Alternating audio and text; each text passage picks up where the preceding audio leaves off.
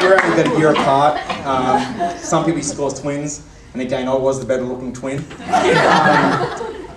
But I knew when I stopped seeing Joshua as much and he sort of started disappearing, and the same thing Ross didn't notice is what he eventually started living at their house. It sort of happened overnight at our place too, Ross, so you weren't the only one. But it's all been very good. I mean, we're very happy for Joshua and for Kelly. Like everyone said, I mean, they're a lovely couple. They invite everyone into their home and into their lives. And I guess that's what makes them such a special couple and so special to everyone here. I haven't written anything else. I didn't write anything at all. But I mean, it's my obligation to say thank you to the beautiful bridesmaids. Every one of them look absolutely stunning. I'm sure. Yeah. Oh yeah. I'd also like to propose a toast to the Daniels family. So if everyone could stand, raise their glasses, and skull as much back as they can.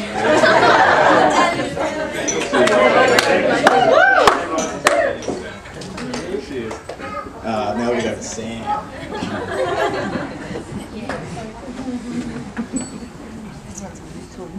Well, most of it's already been said, to be honest. So it's really just going to be a reiteration of everyone else's words in my own.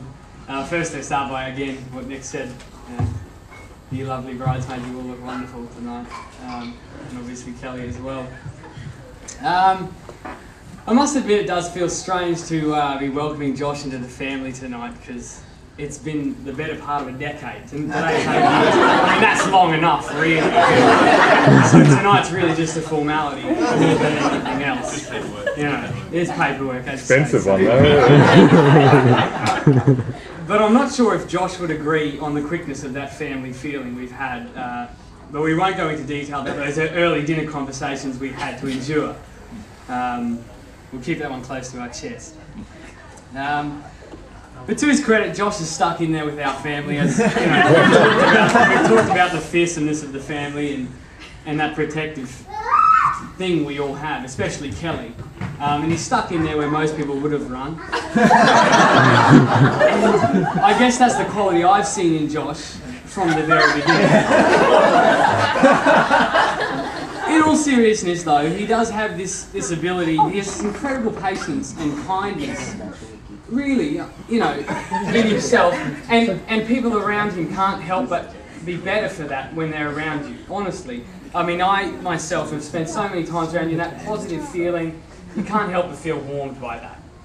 And I could go on for hours about the nights that Josh and I and Joe, my brother, have spent, you know, on the veranda drinking and laughing and playing strip poker. We'll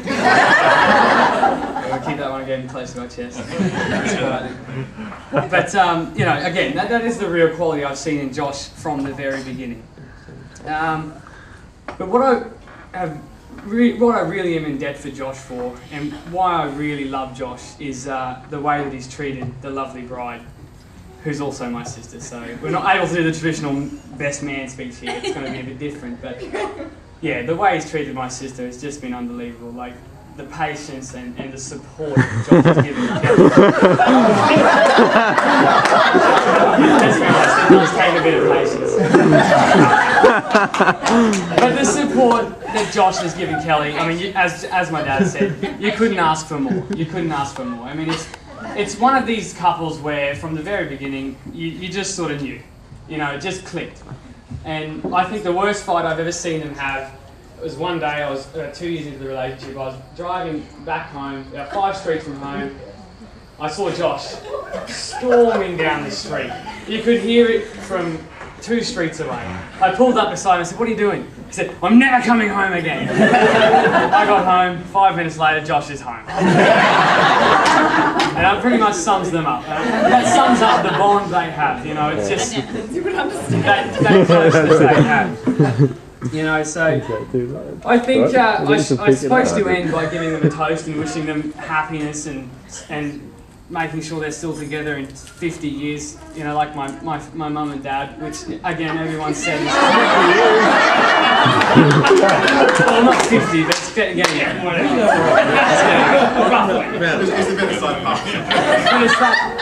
It's that example of love, you know, my parents and my mum's parents as well, grandma and grandpa. And again now, I mean for me, I look to you guys as an example of just a wonderful commitment and a wonderful love you both share between each other. So I'm supposed to give a toast now, I guess, to that and to what you'll be with Mum and Dad, and then again, eventually then we pass away. But I'm not going to do that because we all know, I mean, they're not going to break up, let's be honest. Let's be honest. So I'll do a new toast, and what I've written here, so rather than wishing them a successful life together, which is already certain, I'm going to propose another toast. Here's to Josh and Kelly and the wonderful example of love and commitment they have shown and enriched us all with their lives for all these years so far, and many, many more years to come, I'm sure. Here, here. Josh and Kelly.